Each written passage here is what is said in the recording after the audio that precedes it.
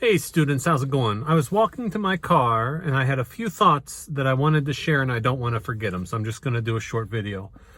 One thing you noticed, you may or may not have noticed, but you probably noticed, is I was very careful in words that I used in this lecture and other lectures. And one of the things I'll say is, wait, I don't want to place a qualitative judgment. And I never really explained it and think I probably should. So, when I first started thinking and talking and writing about language differences and dialectal differences, bilingualism, I would say something like, this child who's bilingual is having difficulty acquiring English. And that's true to a certain extent, but it's also not really an accurate characterization. They aren't having any more trouble than anyone else is. They're going through a normal pattern of acquisition. So I really try to avoid discussions and statements that characterize language differences as something that is more than just a different. It's try to avoid things that have more of a connotation of a disorder, right? So, struggling to produce inflectional morphemes is not the correct way. That's a pretty blatantly bad way of characterizing someone who's using African American English or Black English, because they're not having difficulty acquiring them or producing them. They're following the regular pattern of rules for that dialect. Even saying something like dropping an inflectional morpheme, that's not exactly accurate either.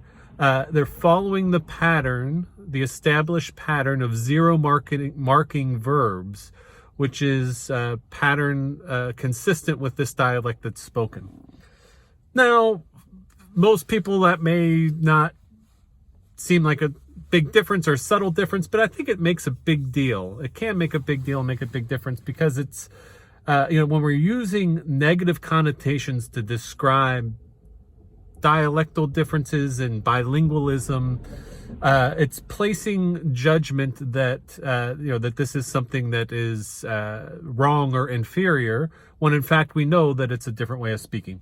So I just wanted to clarify that and make it more clear of why I say that and why I'm very careful with the words that I choose. It also goes to that last point I was making on the slide that I had to skip, is advocacy. And I think us as speech-language pathologists are in a special place for being able to advocate for understanding culture and differences, and particularly linguistic differences and the influence of culture on language and communication. I think that there's a lot of awareness that needs to be raised just in what a dialect is. And I think from our conversations, most of you are there, where, a dialect is not a disorder. A dialect is not a wrong way of speaking or an inferior way of speaking. A dialect does not need to be corrected. And that's a very qualitative judgment. Corrected is a very judgmental way of talking about changing a dialect. Students do not need to change the way that they're speaking. That's a more neutral way of putting it. So I think as you go into your careers and your lives, I think we are good ambassadors for spreading awareness and advocacy. I also think that being careful in how you talk about dialect and bilingualism and things like that is something that's good for just raising your own consciousness and consciousness of others. The other thing I was going to say is I'm on a diversity, equity, and inclusion task force here at UWM, and it's directed mostly towards the workplace.